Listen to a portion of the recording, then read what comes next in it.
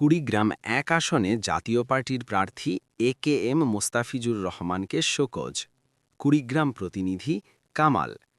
কুড়িগ্রাম এক ভুরুঙ্গামারী নাগেশ্বরী আসনে জাতীয় পার্টির মনোনীত সংসদ সদস্য প্রার্থী একেএম মোস্তাফিজুর রহমানকে নির্বাচন পূর্ব আচরণবিধি লঙ্ঘন ও নির্বাচনী অপরাধের অভিযোগে কারণ দর্শানোর নোটিশ প্রদান করেছে নির্বাচনী অনুসন্ধান ও বিচারিক কমিটি।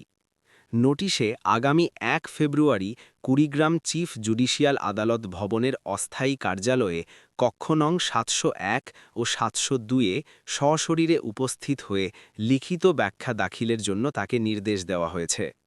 জানা গেছে, গত ২৬ জানুয়ারি কুড়িগ্রাম এক আসনের বিএনপির প্রধান নির্বাচনী এজেন্ট আজহারুল ইসলাম জাতীয় পার্টির প্রার্থী একেএম মোস্তাফিজুর রহমানের বিরুদ্ধে বিচারিক আদালতে লিখিত অভিযোগ দায়ের করেন। অভিযোগে বলা হয়, বিভিন্ন জনসভা ও উঠান বৈঠকে তিনি প্রকাশ্যে ফ্যাসিস্ট আওয়ামী লীগের পরিচিত নেতা, কর্মী ও সমর্থকদের পুনর্বাসনের আশ্বাস দিয়ে তাদের রাজনৈতিক সমর্থন আদায়ের চেষ্টা করেছেন।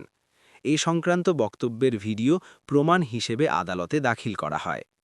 এছাড়াও অভিযোগে উল্লেখ করা হয়, নির্বাচনী আচরণবিধি লঙ্ঘন করে বিভিন্ন সমাবেশ, মিছিল ও সভায় রঙিন ব্যানার ব্যবহার করা হয়েছে, যা নির্বাচনী আইন অনুযায়ী দণ্ডনীয় অপরাধ। অভিযোগের প্রেক্ষিতে বিষয়টি তদন্ত করে নির্বাচনী অনুসন্ধান ও বিচারিক কমিটি জাতীয় পার্টির প্রার্থী একেএম মোস্তাফিজুর রহমানকে কারণ দর্শানোর নোটিশ প্রদান করে। এ বিষয়ে নির্বাচনী অনুসন্ধান ও বিচারিক কমিটি নির্বাচনী এলাকা নং ২৫ কুড়িগ্রাম ১-এর সভাপতি ও সিভিল জাজ মুহাম্মদ আয়াজ বলেন, প্রাপ্ত অভিযোগ ও দাখিলকৃত ভিডিও প্রমাণের আলোকে জাতীয় পার্টির প্রার্থীকে সশরীরে উপস্থিত হয়ে লিখিতভাবে কারণ দর্শাতে বলা হয়েছে।